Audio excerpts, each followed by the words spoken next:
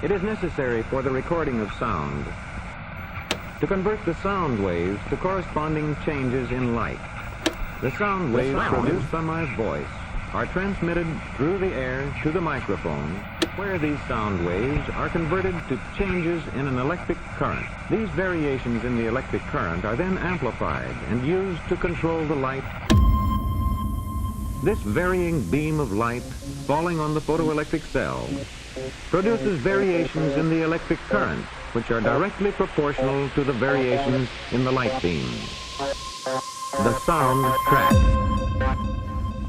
As the varying electrical current in the photoelectric cell is small, a vacuum tube amplifier is required to increase it to the point where it will operate a loudspeaker. Sound track.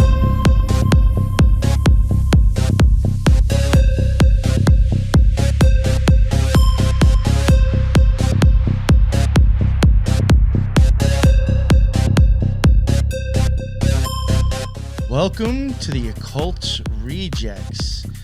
In this episode, we will be wrapping up the Michael Myers two-part series, or Who Was Count Michael Myers. This has been a very exciting and interesting topic to cover. Thank you very much, Lisa, for jumping on again. Absolutely. I appreciate it. Very excited about this topic, too. Oh, yeah. This is actually, even though it's only a two-part series, it's one of the more prouder ones I am, that I've done, especially going into 2024. Yes. I'm happy, even though this will probably be dropping after the fact. I'm happy to be ending 2023 covering this with you. Yes. No, absolutely. Yes.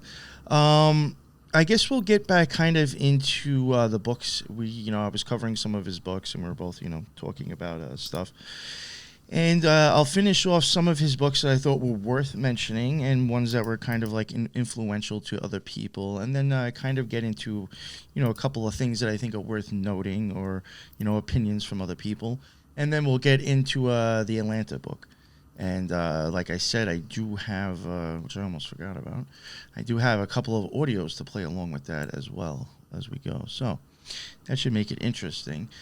Before we get into the first book that is coming up, there is something I do want to add, and I actually found this very interesting. It's very interesting to me, at least, and I know Lisa thought it was too.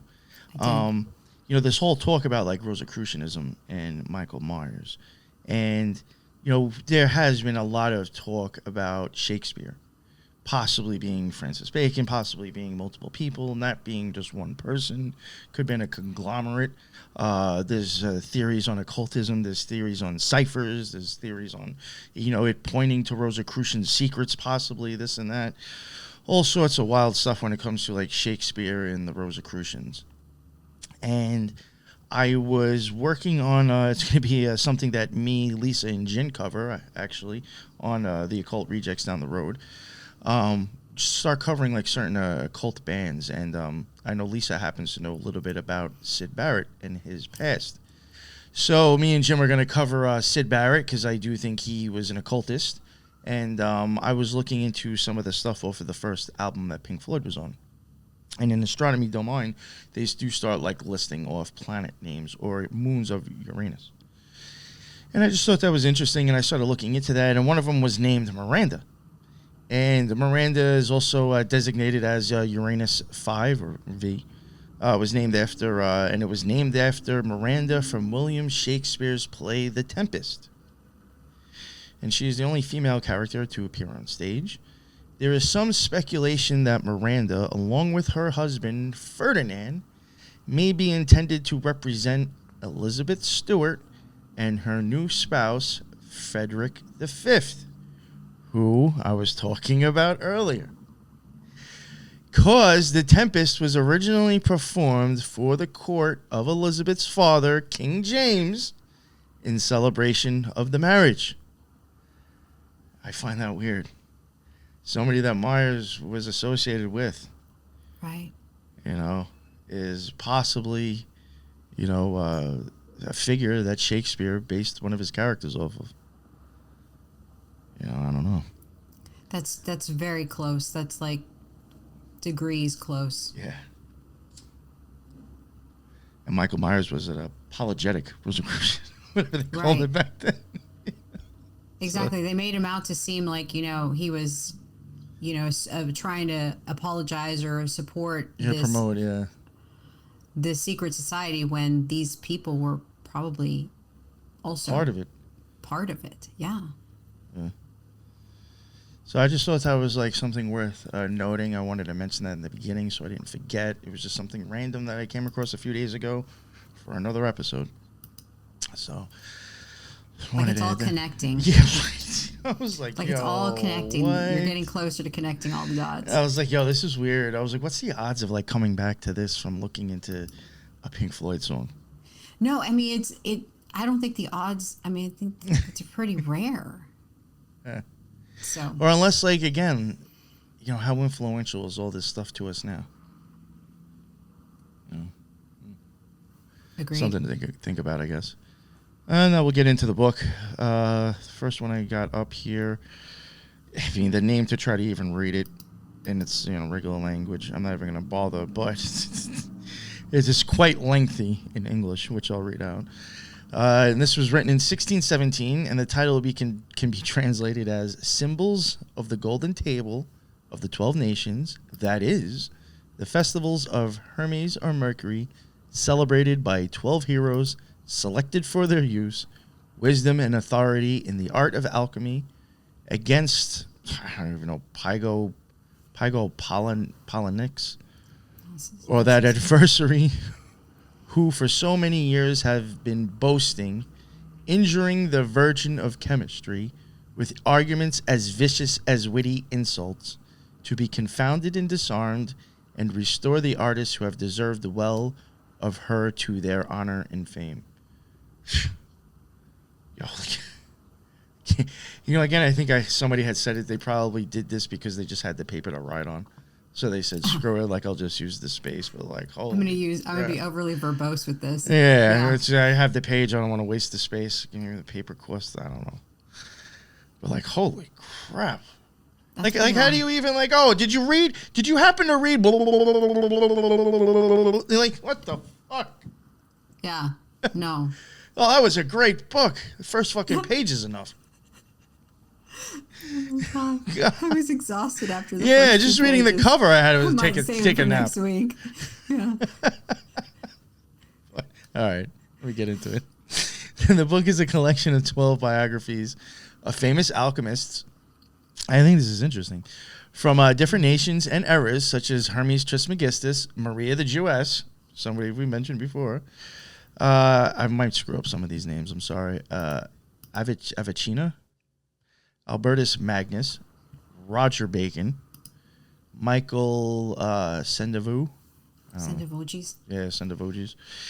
Each biography is accompanied by an emblematic engraving and a poem that praises the alchemists' achievements and criticizes their opponents. Love it. It was a good one. So Symbola, I dug into that a little bit. And like you said, he wrote it in 1617. And it comes right after Maier attends the book fair of 1616, where he's like now completely whipped up into this Rosicrucian movement and ideology. In Symbola, there's a chapter concerning the Rosicrucian brethren that's dedicated to Albertus Magnus. And Maier discusses here the brethren, the transmission of alchemical art from the Arabs to the Germans, and establishing not only alchemy, but actually Rosicrucianism itself. And Maier goes on to describe how the brethren profess this occult medicine and an operation of astral properties. So that's one in the book with a connection. And then the second one, Michael Sendivogius that you mentioned, is also how Symbola also feeds back into Rosicrucianism, because so Maier's gaining an interest. I think Symbola was like one of the first two books to come out where you start to see Rosicrucianism in Maier's theme. That makes sense, because like actually as we go along progressively in time, he's just more and more blatant actually. Right. And I think it's the beginning where he's like, he attended the book fair, and I think now he's starting to like get it. But So the fact that he mentions Michael Sangiovese is kind of big, because Sangiovese is like, he produced a lot of work with principles that had almost the exact same thing as Rosicrucian ideology. And so he also is referred to as the anonymous Samaritan in Symbola by Maier. And so he puts him in this book. And if you look at the principles of Sangiovese, it's basically found in the Rosicrucian manifestos also. It's how to form secret societies, use of anonymous pseudonyms or Kabbalistic names. And, you can't even tell each other within the group itself. You have to have binding oath, use secret signs only recognized by members. You have to be tested about it, coded correspondence, symbology of hermetic science and Paracelsius thought. It's pretty much Rosicrucian manifesto with Sangiovese. So even though they say that Symbola was the beginning of it, I think this is where we start to see Maier start becoming involved or wanting to know more about it. And then we also start to see that this is where Maier starts to utilize emblems as a way of bringing all of the different dimensions together to kind of get his point across to the reader. And so. You know what? This is like, you said something in there that made me think about other things, and I sound like completely out of left field.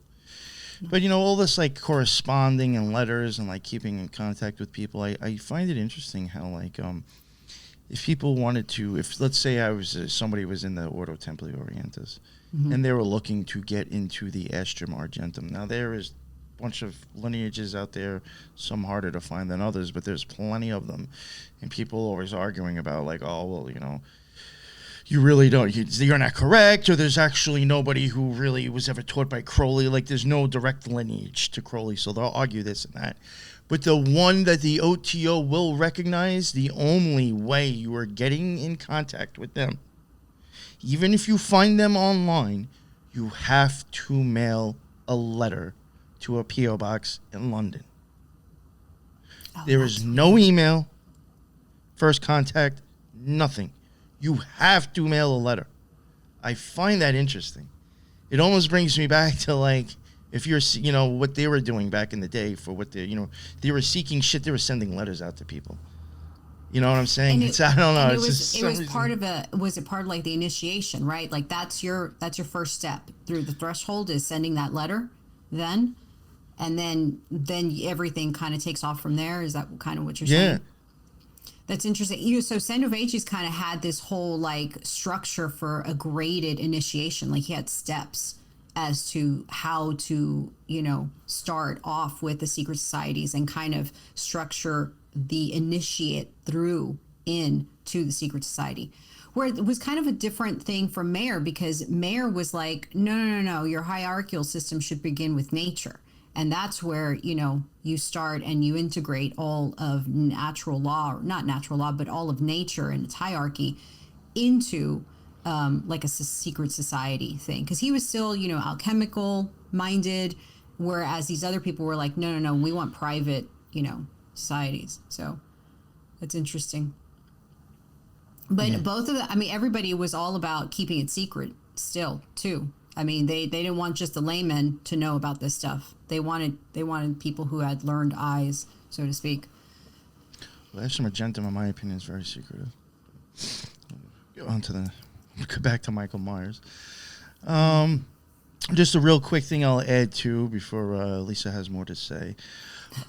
Sorry. No, that's fine. One thing I did want to mention, and I think I had mentioned before about him possibly influencing Isaac Newton. He owned a copy of this book as well, and he made extensive notes and annotations and references to his alchemical writings about it. So I thought that was worth bringing up. It's so the whole Newton correlation with Maier is pretty interesting, because historians continuously point that Newton was heavily influenced by the Rosicrucian movement, and to go historically based on chronologically going through it, Newton grew up during the furor of Rosicrucianism. And so imagine, kind of growing up through this, getting into the time of an adult, you're kind of beyond the sensationalization of it all. You know, you saw it as a kid, you saw it as a teenager, and then now you're an adult. And so now the newness has kind of is not there for you. But yet Newton was extremely interested in alchemy, in so much that, like, when they went into his library at the time of his death or whatever, he had like close to 200 books just on alchemy. So, I mean, he was all about alchemy. And so the other thing is that he had enormous collection of Rosicrucian literature. So in so much that people would accuse Newton of being a Rosicrucian, and they openly would accuse him of it. And I think he was like, no, I'm not, or whatever. But he had all of the trademarks of it, like anti-Catholic, avowed Christian, alchemical pursuits, you know, the whole that you need to be an enlightened individual to gain insight into nature and physical universe, spiritual realm, and so forth. So you have this entire library, and in that library is also Symbola, which I find very interesting, because Symbola is Maier's beginning book of looking into Rosicrucianism. And so you're like, well, maybe he was trying to, you know, figure out how Maier got into it. And I say yes, because even when they would when they quote Newton talking about Maier, Newton goes on to say that Maier squandered his alchemical talents by turning his attention to this movement. So I think Newton genuinely respected Maier and his alchemical achievements. And for him to say that he squandered his talents, he kind of was like wasting his time with trying to push this instead of Exactly. doing what he was doing. But then why did he collect all the Rosicrucian literature himself? You know, so it's just very odd to me. So very interesting though. And then even Carl Jung is another one. The Swiss psychiatrist and founder of analytical psychology, who studied alchemy as a source of symbolic and archetypal imagery, cited the book several times in his works, such as Psychology and Alchemy, in Mysterium Conjunctum, whatever it is, one of his other books. Yeah, you know, Carl Jung's an interesting guy, because so historically, like, just kind of going back to the whole like definition of alchemy, it's like proto-chemistry. It's like the earliest form of potentially the medicine that was used.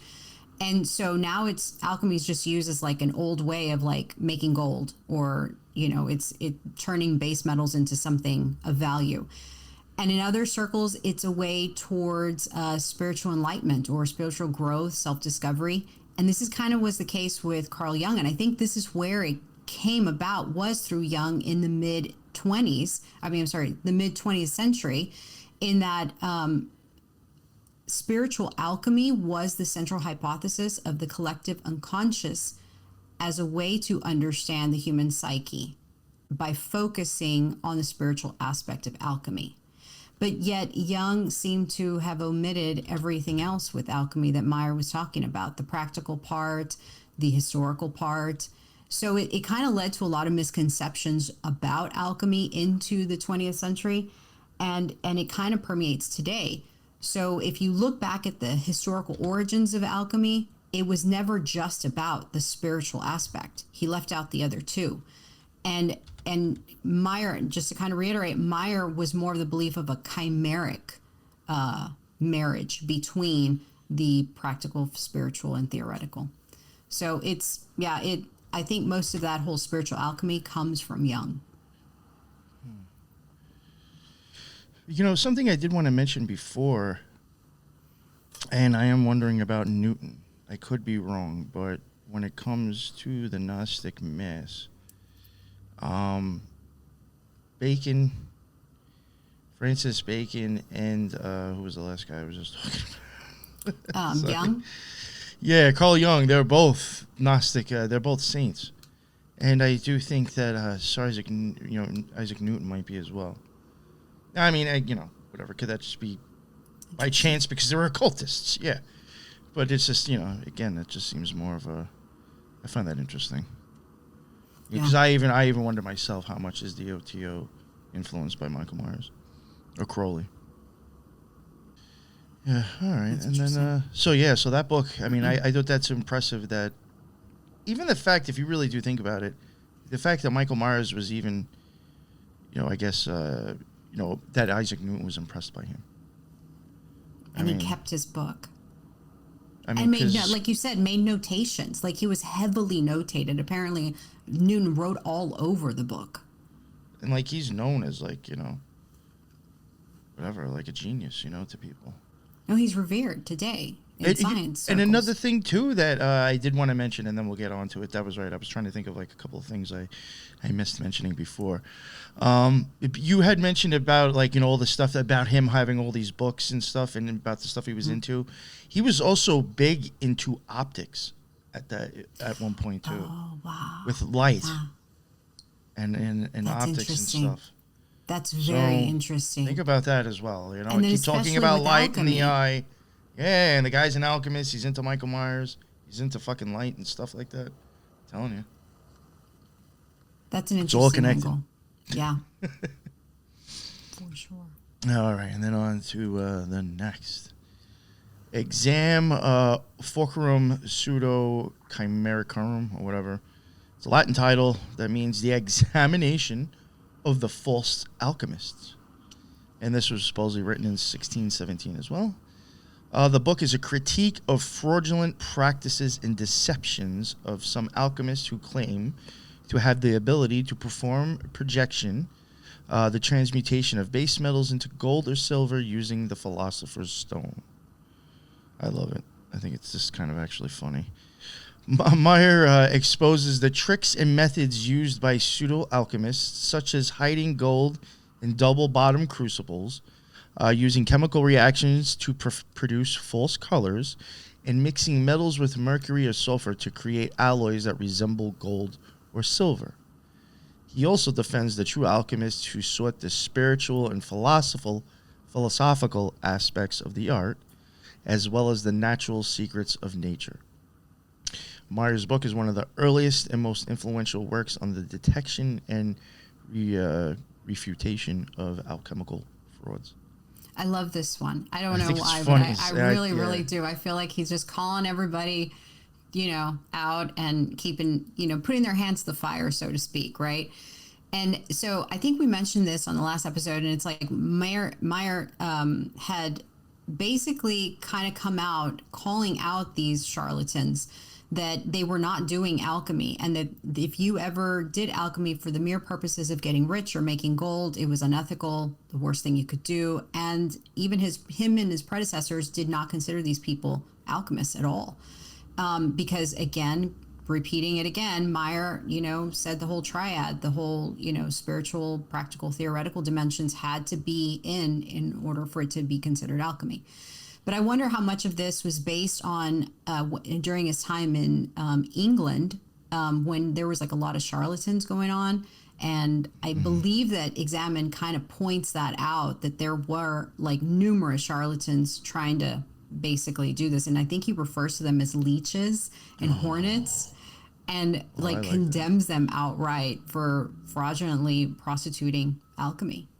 So there's a lot of that going on now still. Well, and that's the thing is that I think it's worse. I think it's probably worse than it was then. I think it's worse now. And I think a lot of it too is that you don't know what you don't know, and there's a lot of people, myself included, that don't know a lot. And so how can you call them out if you don't know, right? It's not even like the person's doing it on purpose. They just lack the understanding. And so back then, Maier doing his own work, getting his hands dirty, he could call them out because he had been doing, the work, and he knew exactly what they were doing. And I love that he called them out. So this was fun to. Yeah, I enjoyed coming across this one. It reminded me a little bit about, I think if I remember correctly, and I wonder who did it first, because they might have been around the same time. Maybe Kircher was later on. Athanasius Kircher, I think it might have been him, where he kind of, I think, like wrote or like showed how to make some sort of lamp. Okay. Because I think I remembered, because like the reason of him even trying to put it out in the book is because I think he specifically even mentioned that it was Jews or rabbis, that he knew rabbis that were using this quote unquote like type of technology as a way to, make people believe something's different going on and making money off of it. So he was like, well, this, this is what creates that, and this is how you make it. Here you go. So it was like almost the same thing. People are scamming. Oh, well, you're going to keep scamming. This is what's being used, and you can make it yourself. Now we just have that at a corporate level. Yeah. Scamming people, saying it works. And then this one. And, again, it's like, even with the joke stuff, like, that makes me even think of, like, a lot of stuff with Crowley. Very Toth-like, maybe. Loki. Leaping Laughter, stuff like that. Again, whatever, comedy and occultism, I think, can go hand in hand sometimes. Well, the fact that he had a sense of humor, you know what I mean? Like, I think it gave him, like, a different dimension. Yeah. I find the illustration even pretty impressive, but it's just like, I'm not exactly sure how original that is. I don't know how old that actually goes. I don't know if that was originally on the book. Mm-hmm. But it's interesting how there's, the owl on there. Jocus, however you want to say, severus, which means the serious joke in Latin, was written in 1617. The book is a satire on the critics of alchemy who are represented by various birds that accuse the owl, the symbol of wisdom and alchemy, of various crimes. The book is also a defense of the Rosicrucian movement, which was a secret society that claimed to possess esoteric knowledge of nature and the universe. The book consists of dialogue between the owl and the other birds, who act as judges, witnesses, and accusers. The owl defends itself with wit and humor, exposing the ignorance and folly of the other birds.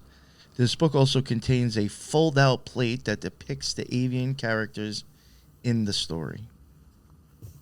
I even found that interesting, avian. You know how, like, people believe in, like, that blue avian race? Yes. I was wondering why he picked birds out of all the creatures. Well, even going by, I really do put some stock into wondering about this. That whole shit you said about the cardinals and them being able to understand the sun, rising. Oh, yeah. Yeah. I mean, listen. You never know with that stuff. I wouldn't put it past them. Yeah.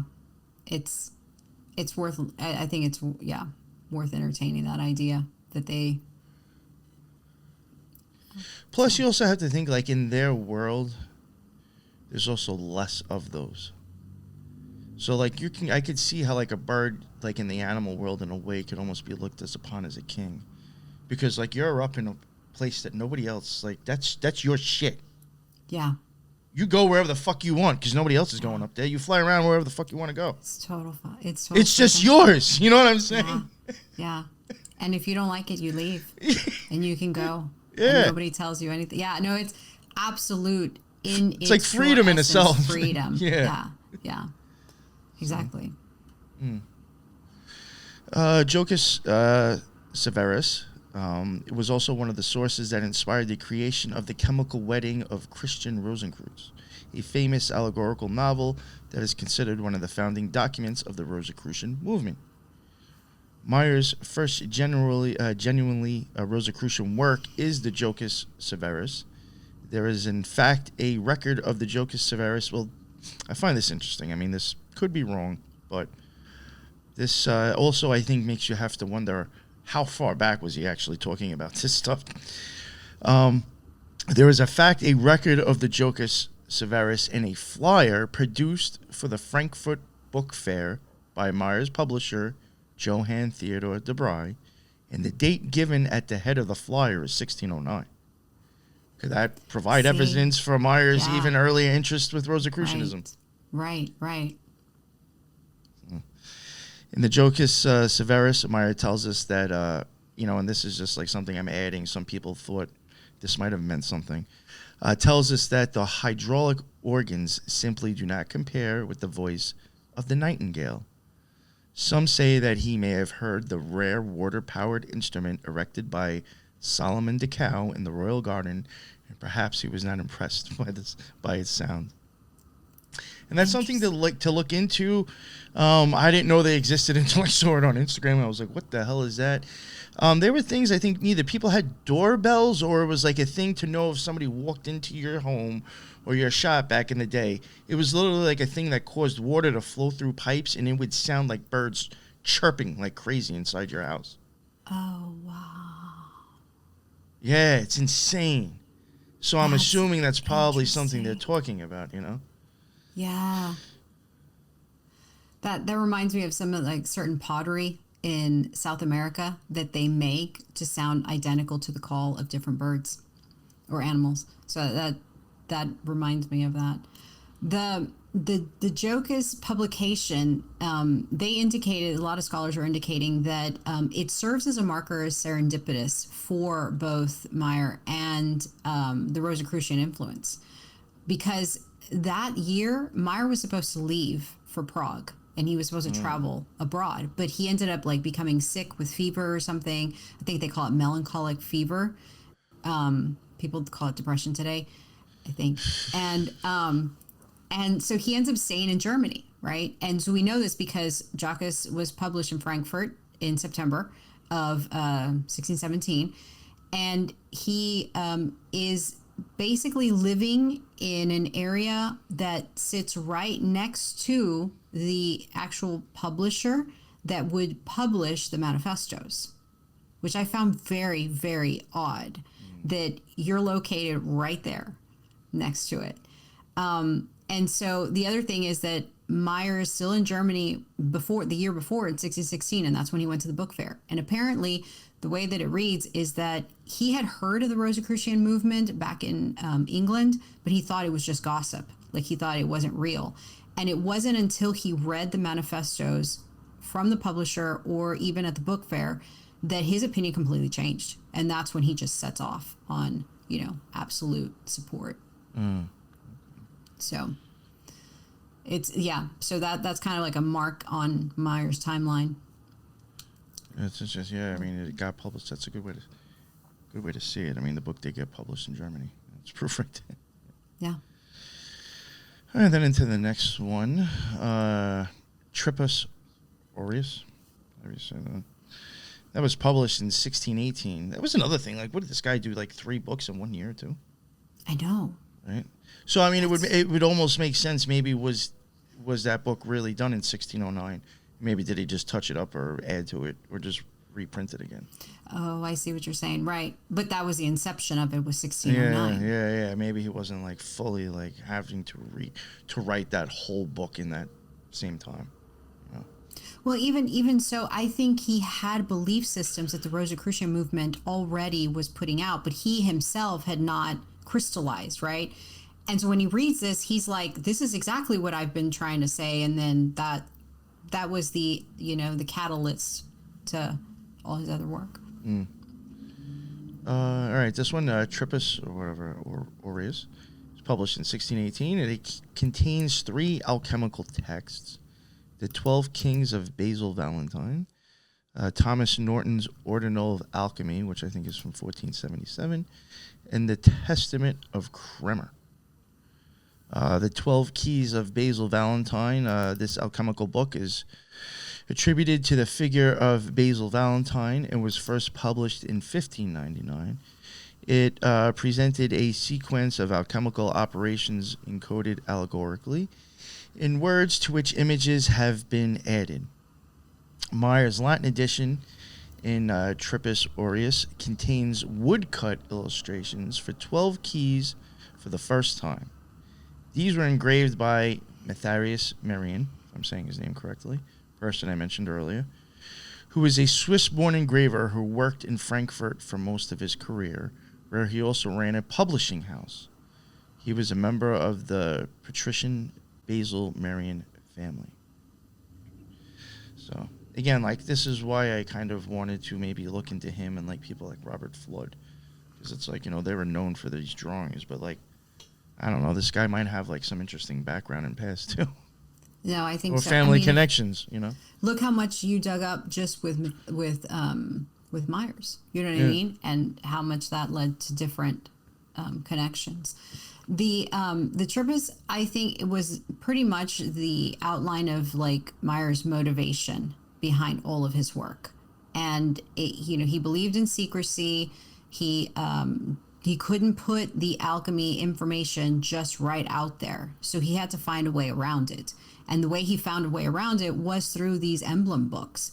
And so it was a way for like almost like a treasure, or like a treasure hunt for the initiate, or the person seeking to gain that type of knowledge. But then also Maier wanted to leave like a trail behind so that others could follow. And then he also, in this one, criticizes those using alchemy for the wrong reasons. Again, he points that out and holds those people's hand to the fire. And he kind of gives them a warning about it. In the quote I put, it's that there are many given over too much writing, which have brought leprosy upon the arts. Like, he's telling them, you're going to mess this up.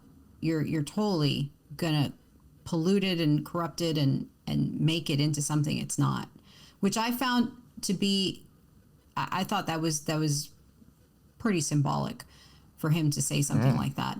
And then also he was now of the belief that a brotherhood was needed, whether he found it or not, whether he was going to join it or not. A brotherhood was needed, and it was for the purpose of passing on knowledge, And then it made me think of the Bible thing where two or more are gathered, right? That you need that level of camaraderie, but also bouncing ideas off of each other, and then the energy that goes within it, and then to be able to pass it down to other people. Yeah, and then we have Thomas Norton's Ordinal of Alchemy. That is a English alchemical poem written in 1477. It consists of 25 chapters that explain the theory and practice of alchemy, as well as the moral and spiritual aspects of the art. The Testament of Kramer, however you say it, Kramer, who knows, is a Maybe that's where they got it from. Yeah, right. Is a pseudo-alchemical text which originated in 16th century England. 2 manuscript copies of it exist. One is in the hand of Elias Ashmole, who we mentioned earlier, and is housed in the Bodleian Library.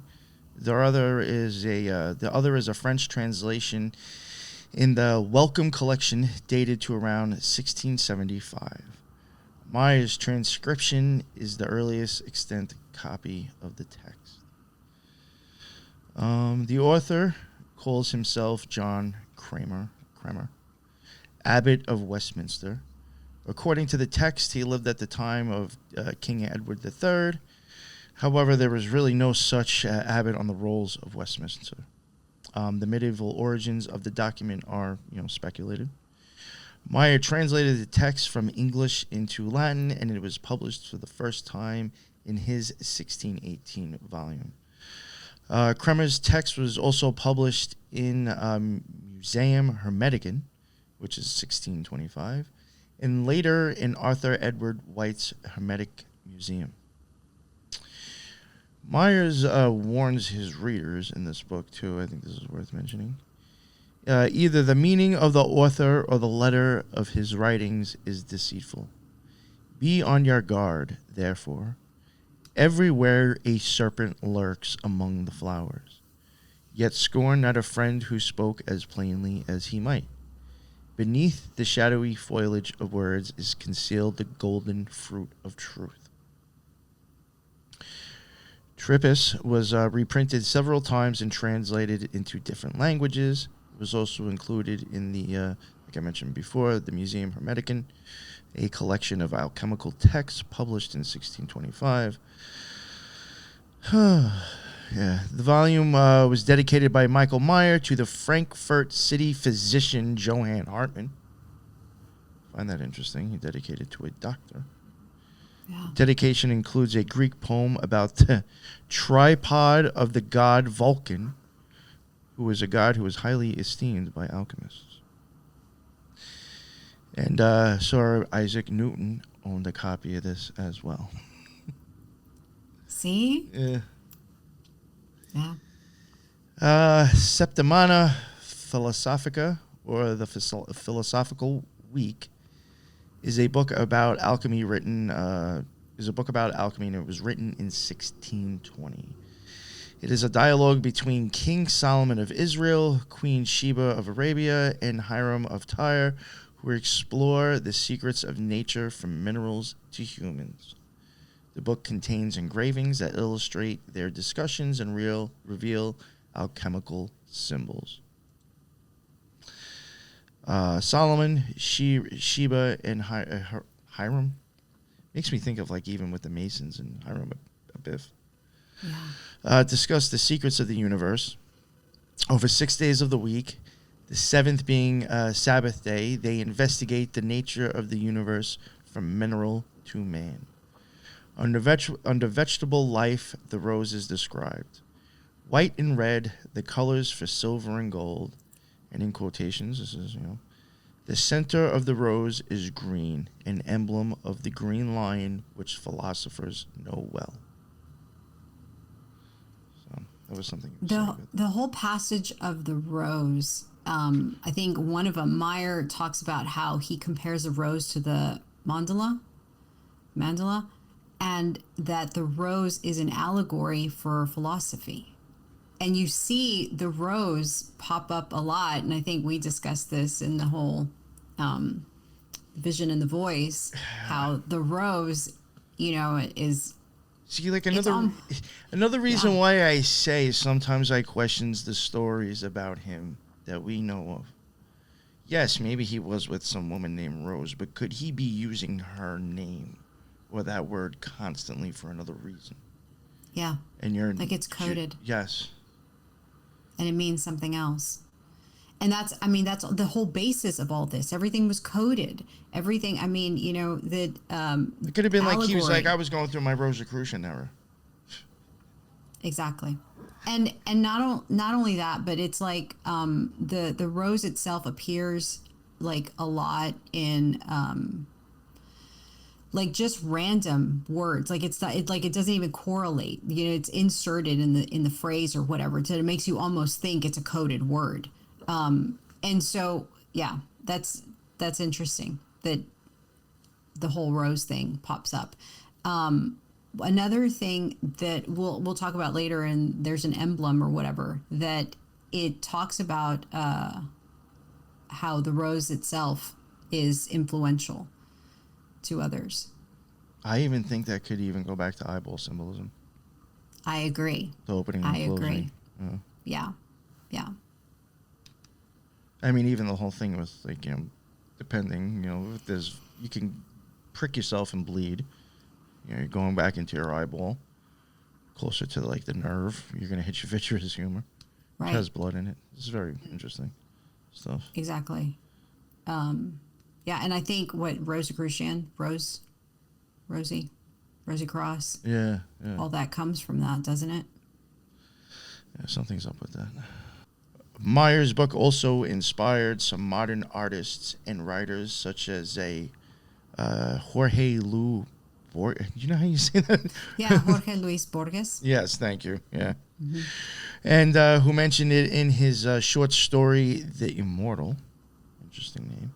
The engravings from Septimana philosophica, or however you say that, have been reproduced and analyzed by some other French artist and scholar of alchemy, some French guy. And the book is regarded as a masterpiece of alchemical symbolism and a source of esoteric wisdom. So going on the whole influencing artists or people of some sort of influence, that I think of Dali and all of his work. And I don't know if you're familiar with Salvador Dali and most of his work itself. It's kind of a shock to the eye, right? He's kind of not very aesthetically pleasing in terms of most of his work, but yet he has a couple of pieces to where he has just a rose in the center of it, and it's called the meditative rose or something, which is, it stands out from all his other work, because all his other work is kind of like, people's faces melting and her clocks melting, and then you have this rose and you're like, what is that about?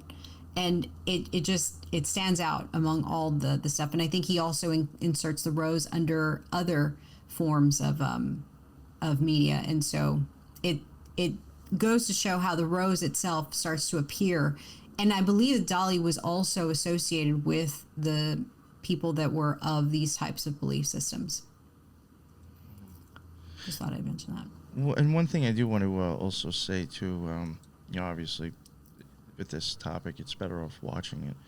But I did want to show some stuff pointed out on the screen for people who are looking. I even find this kind of stuff rather interesting being drawn in this book back then. Especially with some of the eyeball stuff that we've covered. Mm-hmm. I do question what's actually being shown here, what's going on. I mean, it even looks like light reflection and stuff. It's just very, very interesting stuff. How it all works out. There was another one on some of those images that you're showing. I believe Maier has an explanation of how the light comes out of the moon from the sun, and you can use that type of light coming from solar and lunar rays to give you igneous water. And I had to look up igneous water because I'd never heard that before. But igneous water is apparently juvenile water or new water that basically exists in the soil or in the Earth's crust that has yet to come out to the Earth's surface. And it basically is mixed in with all of the minerals and elements within the crust. So I thought that was interesting that they were even discussing stuff like that of how to make new water. That's funny because, people are like, oh, I'm going to go full moon. I'm going to go put my bottle of water with whatever stones I wanted to put it in. Witches or magicians will go put it outside and absorb the moonlight. So it's still kind of, I guess that idea has trickled down in a sense. Yeah. That's interesting. All right, and I think that's kind of the last book, really, besides Atalanta. I did want to bring up, again, I always think this, what is it, Albert G. Mackey. This just cracks me up, this Mackey name, especially because of being interested in to ghost hunting. His lexicon of Freemasonry, he does have Michael Maier in there, and a celebrated Rosicrucian and interpreter and defender of Rosicrucianism. This is what he's got to say about him. He was born at Rheinsberg in Holstein in 1568 and died in Magdeburg in 1620. Spence says 1622, and that is encyclical or whatever. Some book that was an occultism. He is said to have been the first to introduce Rosicrucianism into England. He wrote many works on this system, among which the most noted are Atalanta Fugiens, 1618, and Septimana philosophica, which was 1620. And, his one on the Rosicrucius, which was 1618, and Lucius Sirius. So they're claiming at that time they thought that was kind of some of his major works. Even though some of his contemporaries had denied the existence of the Rosicrucian order, Maier in his writings has refuted them and warmly defended the society, of which in one of his works he says, like the Pythagoreans and Egyptians, the Rosicrucians enact vows of silence and secrecy. Ignorant men have treated the whole as a fiction, but this has arisen from the 5 years probation to which they subject even well-qualified novices before they are admitted to the higher mysteries, and within this period they are to learn how to govern their own tongues. Wow. Yeah, that's what he had to say about that. And then I thought this was something interesting. This is out of The Quest for the Phoenix. I think you had mentioned that before too, right? Mm-hmm. Spiritual Alchemy and Rosicrucianism in the work of Count Michael Maier. John Warwick Montgomery had spoken of the claim of the Lutheran alchemist and Rosicrucian Michael Maier that the Rose Cross originated around 1570 through the influence of the occultist Heinrich Cornelius Agrippa.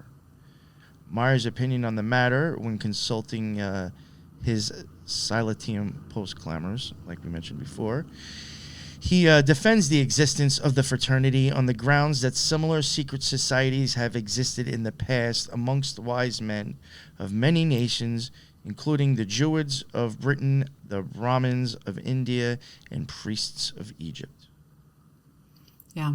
It's interesting. Historians keep saying that the fraternity didn't exist, yet you have all of these people writing saying that these famous people were a part and potentially a part of these groups or secret societies.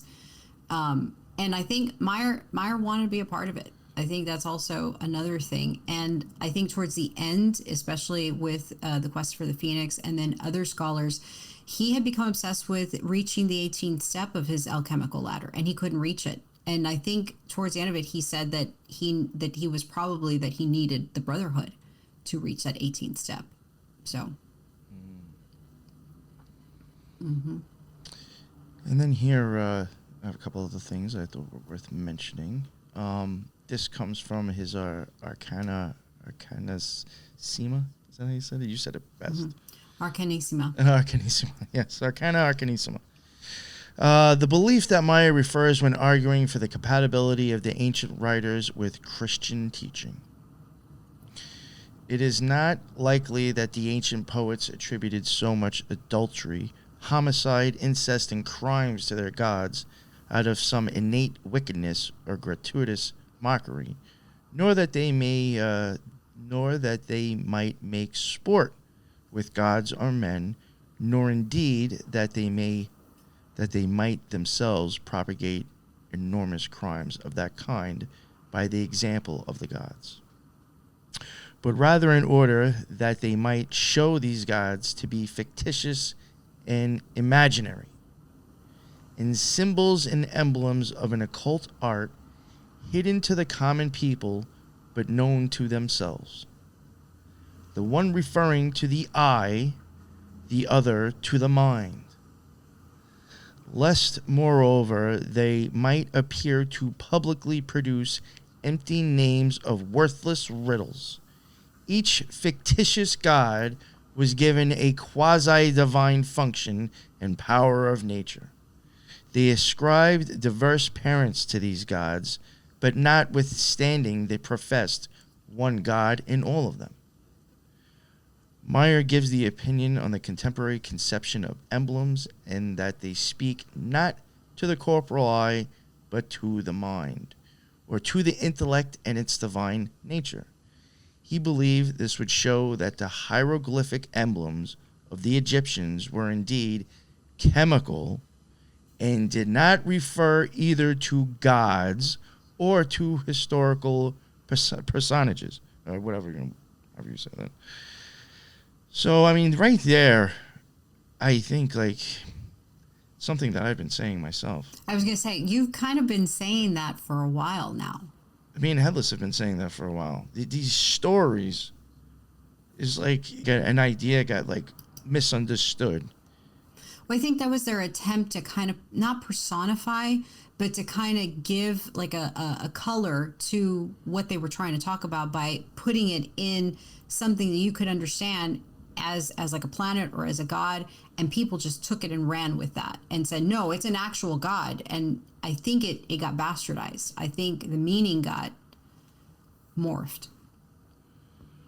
But yeah, I just thought that was worth bringing up, that, like, you know, again, he's that's my opinion. He's saying something that I've been saying, I think is quite possible. And then here in the Allegoria Bella, Pleasant Allegory, appending his Symbola aureae, mensae, Maier writes, "There is in our chemistry a splendid substance, which is passed from master to master, in the beginning of which there is misery with vinegar, but in the end of which there is truly joy with gladness. And so I imagined it would eventuate with me, that in the beginning I might taste much bitterness and endure much frustration, sadness, and weariness, but at length I might find ease and happiness. One day Maier would confide to his patron, Moritz, I mentioned before, of Hessen Castle, that the materia of the art from which gold is born is talsumat, a deck name or code name which, when deciphered with the cryptographic key, divulged by Borelli in 1656, yields the term Saturnus. Saturn is the point of departure for both the laboratory and spiritual aspects of Maier's alchemy. In his Atalanta book, 1617, Maier quotes the Arabic author Razes when he states that the gates of knowledge are opened by Saturn and that lead is the father of all Gentiles or those who love gold and is the first gate of the arcana. You know, and I do think Ficino was also very big, I think, on kind of getting us where I think we kind of are now with the ideas of Saturn. The way that I was saying it as well, is a twofold thing. Right. There is the death and the rebirth. It's not an ending. Right. It is just a transmutation.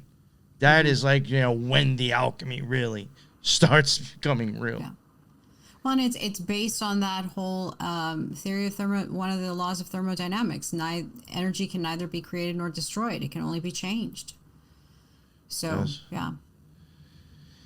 All right. And then, let's see, with regard to the second law of the fraternity, Maier states that the brethren are merely following their admirable example set by nature in changing their attire to suit the country of their dwelling.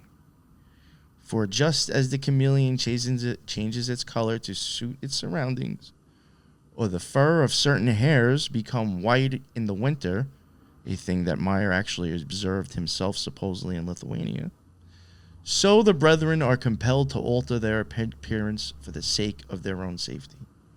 I'm going to insert something right here. Just go for it, please. So with mammals and birds, some birds, changing their fur or plumage happens because of changes in photo period. You know, in the wintertime, you have less photo, you have less light, the days are longer. Days are shorter, nights are longer. That is perceived by your pineal gland. And your pineal gland in these mammals, not yours, but theirs, the pineal gland is what basically kicks off that process for them to change their coat color. Because they know winter's coming. I wonder, like, if, you know, again, I do understand it probably has something to do with the temperature. But when you start thinking of dogs and cats, you know, you're always like, oh, come every winter, their coat, you know, gets thicker, and then it falls off during the spring. You know, I just wonder, like, yeah, I know it's not feathers, but no, it's still dictated by temperature. It's still something that has to do with growing. But, like, I'm wondering, like, if there was an outside dog or an outside cat, would it be more growing and shedding because it's actually picking up sunlight more than it did inside the house? That's an interesting question. I don't have an answer, but I would say yes. I would think that it would. But yeah, no, and it's all dictated on information of sunlight, less, more, and then it's changed. But yeah, the temperature again, I understand, but I'm just wondering if now you threw sunlight in there because, you know, inside animals aren't getting it as no, much. but as, typically less sunlight would it be is more? associated with colder temperatures. Yeah. So it would be an information or a perceived bit of information that the brain would pick up and say, okay, we're going to have less daylight, so it's going to be colder. That's one. But the other thing is that this whole, you know, with the emblem books, he's talking about keeping everything, not looking at it with your eye, but looking at it with your mind's eye. And everybody refers to the mind's eye as what? The pineal gland. Yeah. And for him to also make the analysis to mammals changing their winter coat, how would he have known back then that the third eye or the pineal was responsible for that? That's kind of fascinating for me. Yeah. That is very, I mean, again, like even what we said with the eyeball series, if you go back to some of the stuff where we're showing that symbolism is so old, it's like, how did they know that back then? Yeah. You know, right. It's very interesting. Again, I had someone ask me that, I think it was a dude from Thought Riot podcast, and my answer to him, because I was telling him how I think a lot of occult symbolism is in the eyeball, and I was like, you probably think I'm crazy. He's like, no. He's like, actually, I don't think you're nuts. He says the thing is, he's like, how do you think they knew that back then. He's like, not to sound like graphic or anything. He's like, you think like some people were just like doctors or whatever were just opening people up and looking? Yes. And I said, besides that, I said, if you think about it, and I was like the way the movie From Hell depicts the Freemasons, the doctors, and Jack the Ripper, you can easily see how you had possibilities of looking at the insides of people if you want. Yeah. I think they even referred to some of these, like Leonardo, as closeted anatomists, and that they would sneak off into the graveyards and pull out freshly buried bodies and dissect them. You run autopsies on them just to kind of figure out stuff. So. Yeah, something to think about. Mm-hmm. The third law of the fraternity, given in the Fama Fraternitatis, whatever, Maier makes references to his Themis aurea that touch on the nature of the meeting place of the brethren. It is stated the house of the Holy Spirit is not in Utopia, but in the middle of Germany. For Europe is like unto a virgin, and although it is not meet for a virgin to uncover herself, or is not meant for a virgin to uncover herself, she has brought forth the unknown arts and sciences of the brethren from that secret place.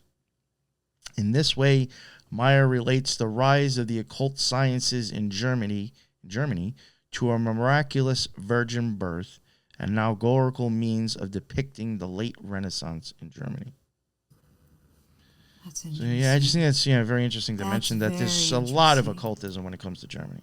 Yeah, and then the whole, World War II and all that. Germany. I mean, yeah. I don't know. It gives World War II a whole new spin. Maier had also likened Germany to an alchemical rose garden, where rose and lilies secretly grow, and lest wanton hands damage or indeed pluck those little flowers. That's what he says. Here he uses the traditional symbols for the final white and red stages of the work to denote the brethren of true alchemists of Germany, known and unknown.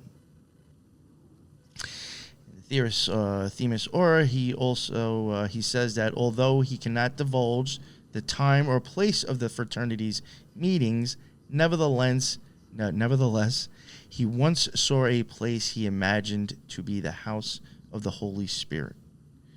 Mount Helicon, if I'm saying that correctly, home of the philosophers, where Pegasus opened a perpetual spring with his hooves, and Diana bathed herself with Venus as her handmaid and Saturn as her usher. Something I was just thinking of when I was reading this now. I know I have made kind of like, I think in the beginning I had said, I wondered how much the Ninth Gate played off of like some of his work. And there was that one guy that like they did have that idea. You remember that one place that they were going to go to? I think Boris was like, oh, I found it first and mailed like the postcard to the other chick. You know what I'm saying? Yes. Like they found where they were supposed to go once they figured out the emblems. They found them, the right place to go to. That just popped into my head now. And that's kind of another reason I was messing up. That's interesting. Yeah. That's all. There's some, weird things that pop into my head. Some do think this is clearly a cipher for processes Maier may have observed in the alchemical vessel late one night. Something else he's also said before, that disease, we are reminded, is the true enemy of the physician. Both chemical and herbal remedies have their place in the physician's armory, and both draw their power and virtues from the influence of the heavenly bodies.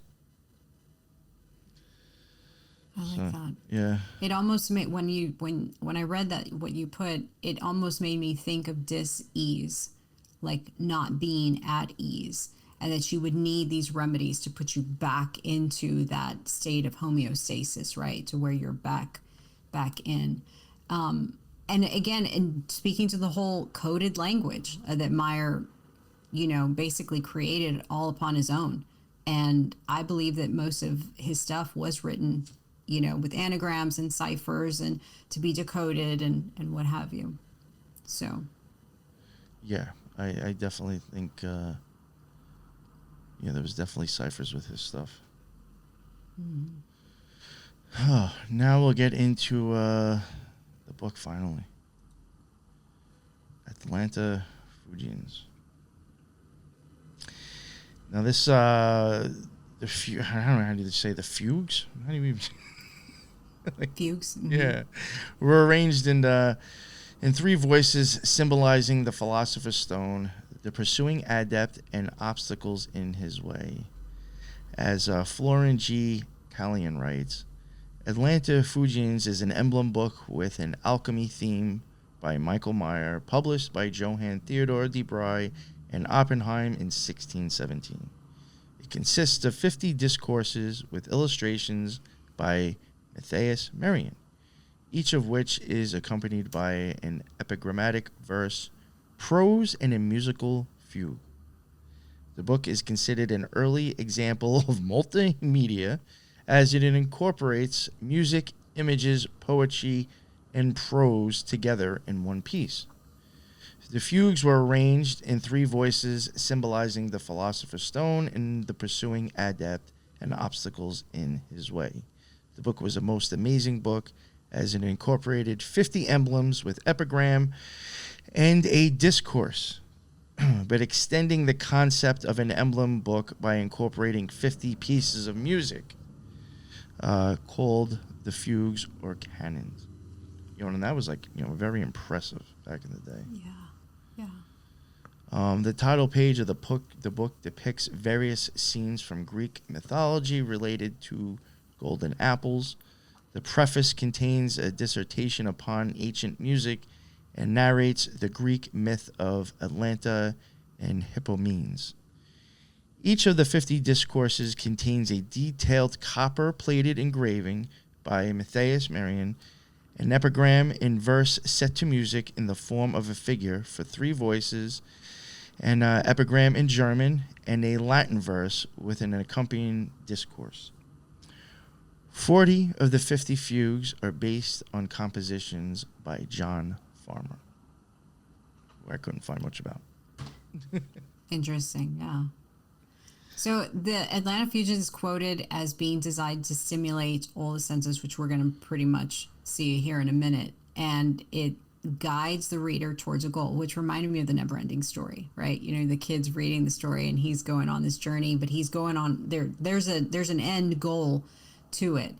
Maier indicates that the emblems manifest themselves to your ears and to your eyes, and in going through these steps, the senses feast on the content, and then after you feast on the content, you allow your intellect, reason, to examine and reveal its meaning. On one of them, he quotes, I got a quote from him. He says, "Let the emblems manifest themselves to your ears and to your eyes, but after that, let your reason examine their secret meaning." So it's, he's telling you kind of, you're about to enter into a fully world where you're completely enthralled in all of it. Some of the scholars that I read through, they said that the emblems are not in order. I know that you and I basically discussed something like that. I don't know. I don't know enough to say yes or no. But some of them were saying that it's weird because the book itself is supposed to be like an alchemical handbook. And if it's an alchemical handbook, it should take you through steps. Yet the steps or the emblems don't seem to appear to have a alchemical order. And so if you can decipher, again, going back to the whole ciphering of Michael Maier, if you can decipher them, then it will open up to you as an alchemical handbook. So I wonder if that's just another layer of figuring things out. I definitely think so, yeah. I think so as well. And then the other thing, the emblem book itself is kind of like a way to completely submerge yourself. So I thought about it like with cooking or doing any experiments in the laboratory. You never want to put like half of a chicken breast in water or like, half of your test tube in the water bath or anything. You want to put the full thing in to get the full effect, right? To get it to fully change. And so with this book, you pretty much are kind of mimicking that in placing all of your senses in the alchemical bath, right? So that you completely are all in and change. And I thought about how many times do we go through life where we're just half in. I operate that way. You know what I mean? Half in, half, you're not fully in. So, yeah. And the other thing, as someone brought up the example, like Catholic Mass, that's kind of like a full, immersion theater. You're getting the smells, you're getting the sights, you're getting the sounds. It was kind of the same thing. Kind of the same concept. Yeah. Especially with the voices. Yeah. And then with the voices, I think we brought this up on the other one, is with the three voices, the fugues or whatever. I read somewhere that Bach's 3-voice fugue, which was called Well-Tempered Clavier, features that 3-fugue type style. And it was one of the songs that was included in the Golden Voyager of the Golden Record that was sent out into space. Yeah, I think you mentioned that. So I thought that was interesting that they chose that one. So I was even thinking about like how the fact that there's voices that are supposed to be used for music, and then there's emblems to look at. I mean, you got voice in the vision, maybe. Yes. Maybe. Yes. Just throwing that out there. See if I catch anything with that one. Yeah. Oh, it just seems very much the same. And then I think we'll go into emblem 1.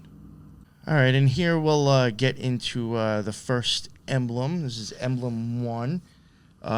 Going forward, I will be showing a couple of these where we'll have the emblem on the left side and then the music is on the right side.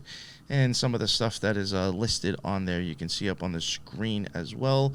When I get later down to a few other ones that I just wanted to show because I think the artwork is pretty impressive or just interesting, those will just be back to back. I won't be showing you the music, just for the people looking at the screen. And on emblem 1, it says, if Boreas can in his own wind conceive an offspring that can bear this light and live, in art, strength, body, and mind, he shall excel all wonders of men ancient heroes tell. Think him no Caso nor abortive brood, nor yet Agrippa, for his star is good. So.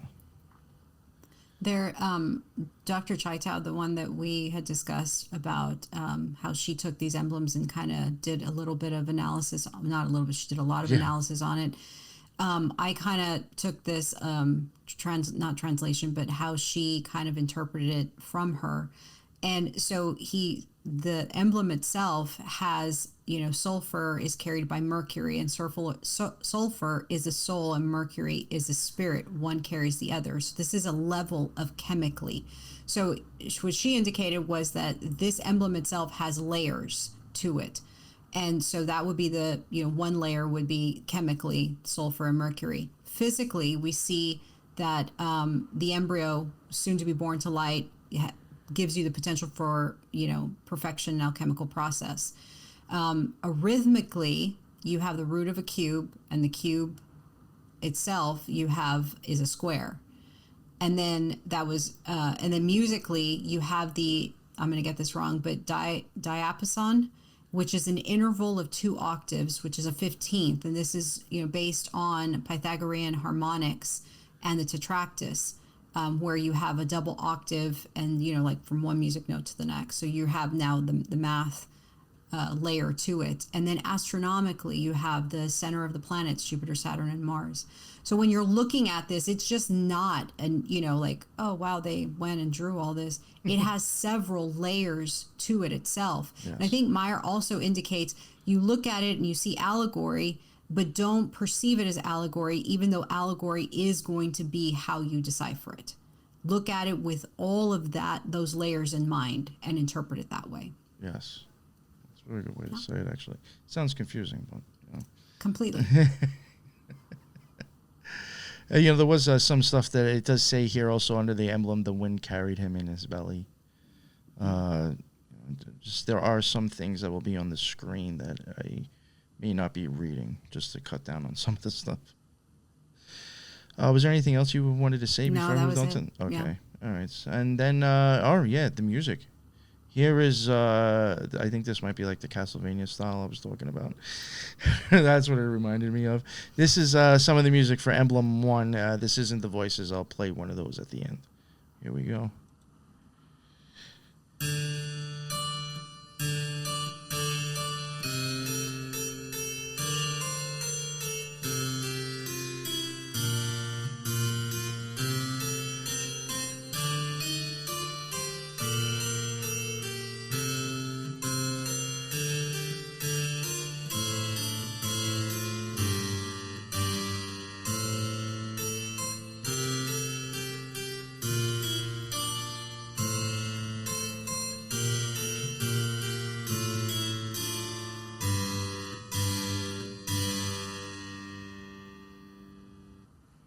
Interesting.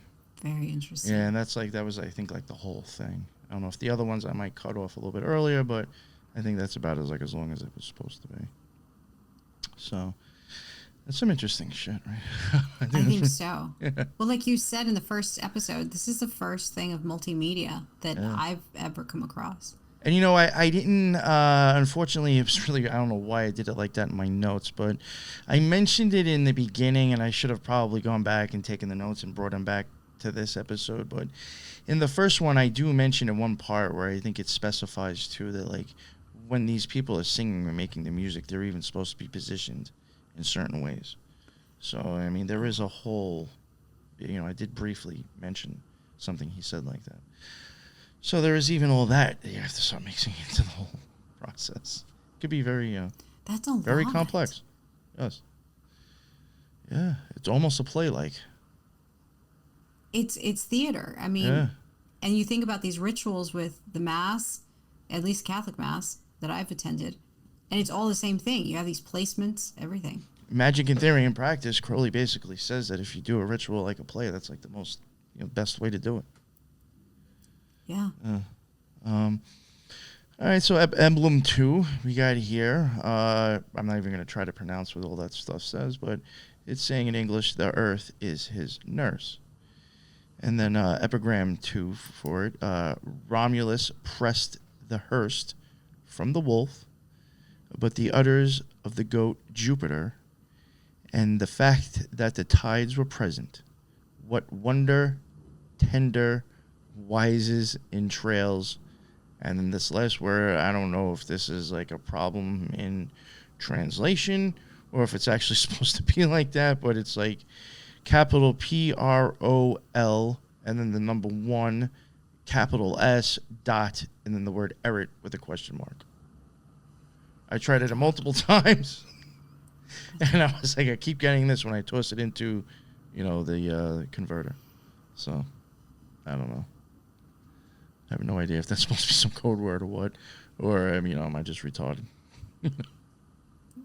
Well, I mean, for sure, it's there's a lot of double speak. It really could be a mess up for all I know, you know. Yeah. But I did find that interesting. And I'll play some of the music for that one right here.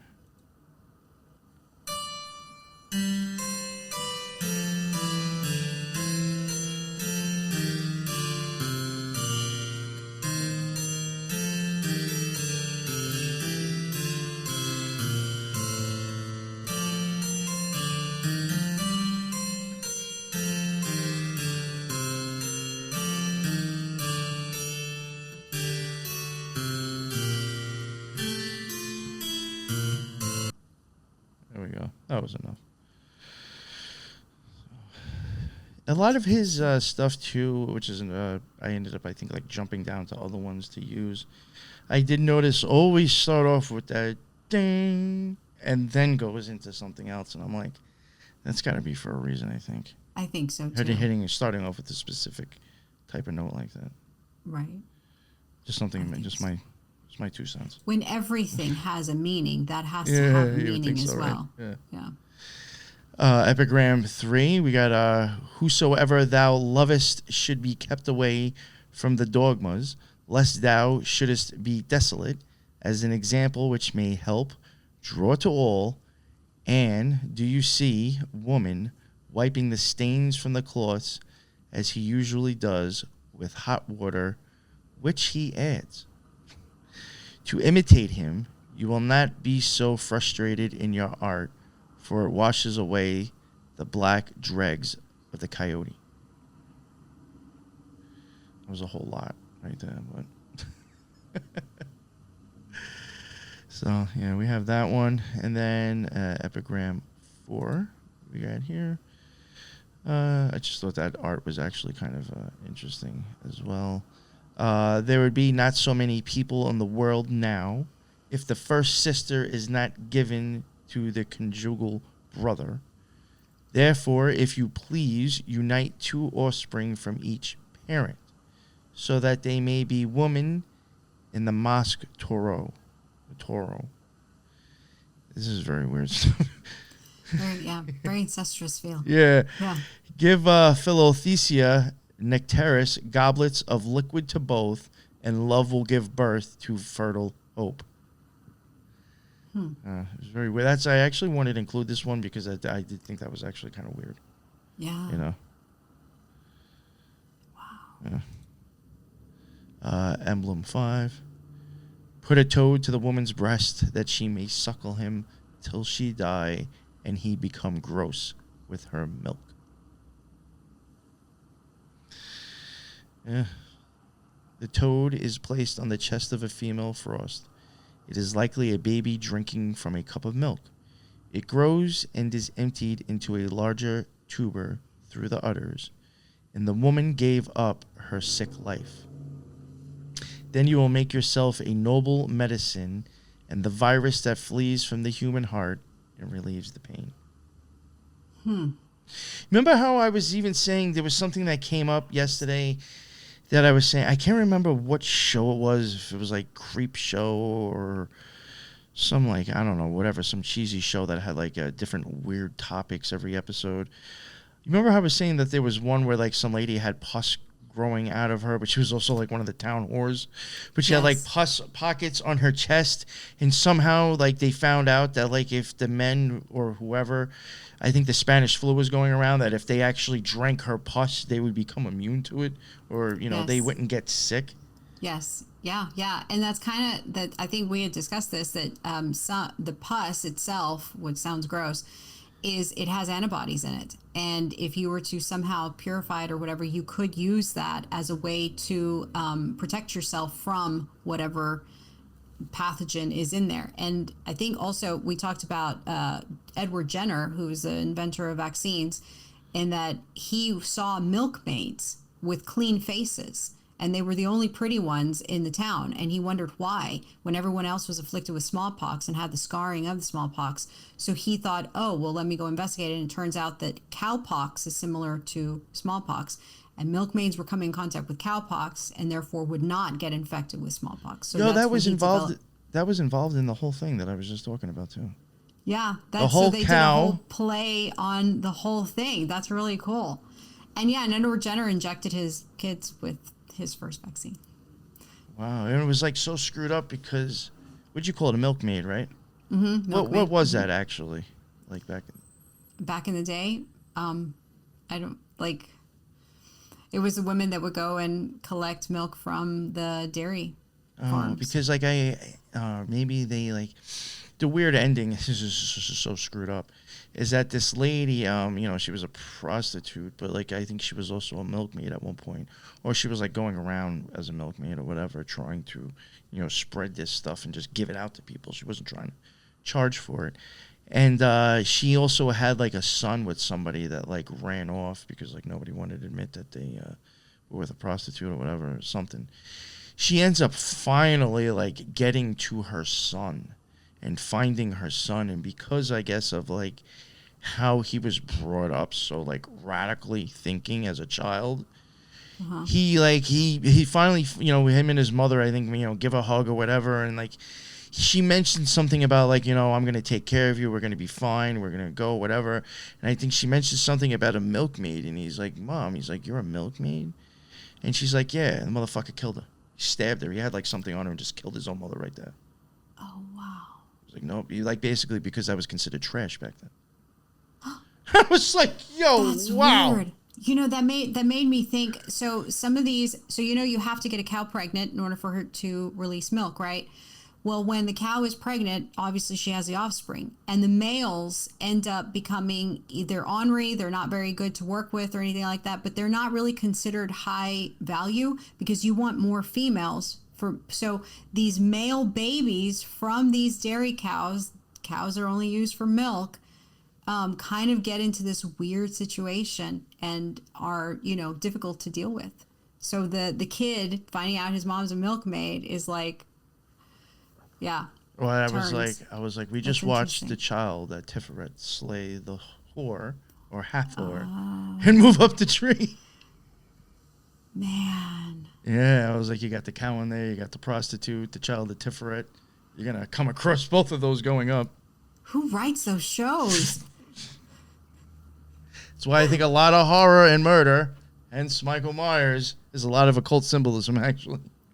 I think so. I think Yes. I think you're And right. nobody on will that. ever see it because it'll be just like, oh no, that's whatever. All right, next one. Yeah, we'll get on to the next one. I got lost there on the toad, whole toad thing. I even wondered about like the Freemasons with the frog or the toad and Jabulon. And That's him true. talking about the thing here. You even hear like Nuit, the milk of the stars. Who knows? Epigram 6. We have the rich men command their woman. The rich men command their woman of the earth. When these leaves were raked, philosophers teach the snowy gold through the fields to scatter. The wooey leaves, are light-like. To do this, look well at that, for that is gold. You see the sprout from the wheat like a mirror. It sounds like a riddle. Yeah, no, a lot of this, again, because of the Yeah. translation and the way they wrote back in the time. I think they even said that in the original language there was a lot of doublespeak, play on words.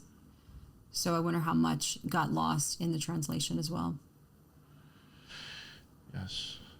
And then Epigram 7, which I have another music for that one as well. I thought this was interesting. It doesn't mention like Jupiter. A young eaglet attempts to fly out of its own nest and falls into it again. In the epigram, Jupiter Ailes had built a nest in a cave in which he spoiled and nourished his chicks. One of these wanted to lift himself up with light feathers, but the bird was held back by his feathered brother. From there he flies back to the nest he had left. To them, jung the head of the tail, and then you will not be empty. So, and I'll play some of the music that we had for that one.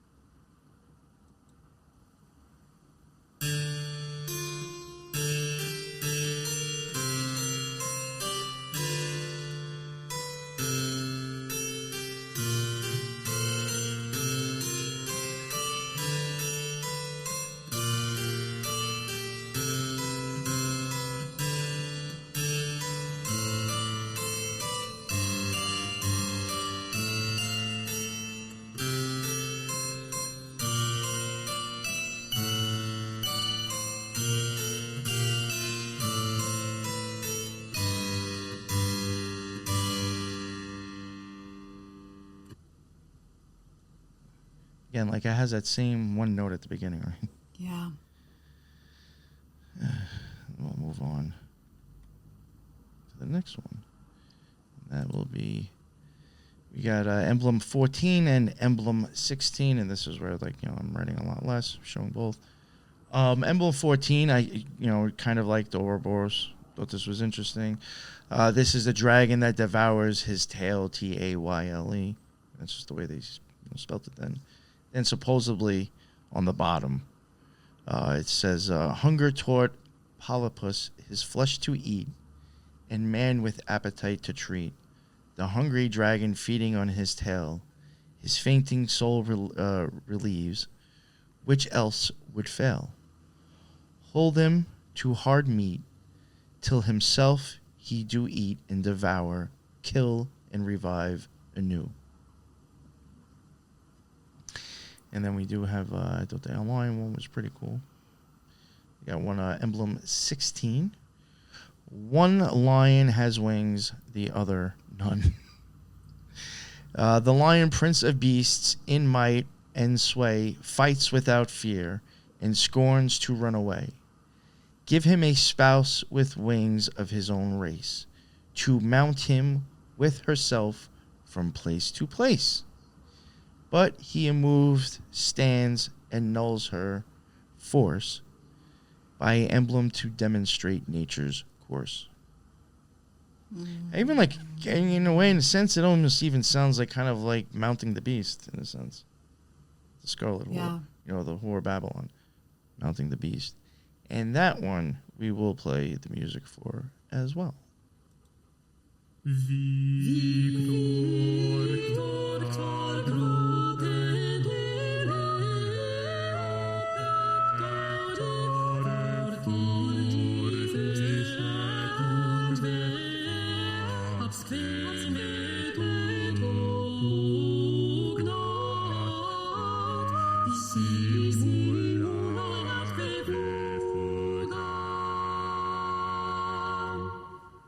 Wow. Because they're always in canon, right? They're always in harmonies. I thought that sounded pretty cool. I mean, I probably should have used more on the voices, but I really think the whole voice, when it's done that way, has a completely different sound. It does. What animates it? Yeah. Well, even like if you're in depending on like the architecture of the place that you're in too, I even think the reverb is going to sound different instead of like a string being hit and like someone vocally making sounds. I think so. And to an extent, I mean, with the violin, maybe, different things might be closer to the voice, but I don't know if you'll get the same sound. Yeah. I wonder about the cymatics of it, because if he's basing it on the Pythagorean octaves. Oh, I'm sure there's probably, I mean, I could easily see ways how you could start playing with gematria and numbers with notes. Yeah, for sure. Especially because they have already letters designated to them. Yeah. Then we'll go on to, we got emblem 21 here. Make of the man and woman a circle, of that a quadrangle, of this a triangle, of the same a circle, and you will have the stone of the philosophers. This was like one of the things that I can say for myself. I have seen this emblem countless times before I found out it was in this guy's book. Yeah. So this is one of the reasons why I wanted to kind of include this one, because I've seen that plenty of times. For emblem 21, again referring to Dr. Chaitau, she had something written for emblem 21 that I thought was really interesting. So the square represents the 4 elements found in the monad, which is the point, and combining man and woman is the alchemical combining of opposites, which is central to the Philosopher's Stone. The triangle, which is a triad via Paracelsus, basically indicates all creation is separation or fragmentation. So kind of speaking to the Philosopher's Stone and then going back to the basic geometry, those 2 layers that kind of stand out right away. Maier indicates that the philosophers of nature command the circle to be turned into a quadrangle, which is essentially a square, making the triangle and further reducing it to a circle. Therefore, the original circle comes from man and woman, needs to be transformed through the triads, leading us to the transformation of nature. While this is the basis of practicing alchemy, it is also the basis of rearranging emblems, if you were of that belief. And then we have the reflection of the Pythagorean tetractys and the ratios as harmonic proportions, which we just talked about, and their association with universal correspondence, as well as the alchemical steps and its mathematical formulations forming opposites. They come together and synthesize a new thesis, leading to another level and starting all over again, which I think, going back to the 18 steps, you do all this and you get to the next step and then you start back at 0 and then you work your way up to getting to the next step and then it starts all over again. And it's these processes of purifications that are at the heart of Maier's emblems. Yeah. One thing I did want to, I left it out, which probably would have really went well with what you were saying. In the epigram, he also does say, a circle for the man and wife provide, which make quadrangular with equal side. The trigonal resulting in a sphere, and then blessed stone to you will appear. If this too high and too abstruse you find, geometry will soon inform your mind. That's amazing. Not only are you putting information out there in code, you're also rhyming. That's the guy who's a Michael Maier set of ciphers.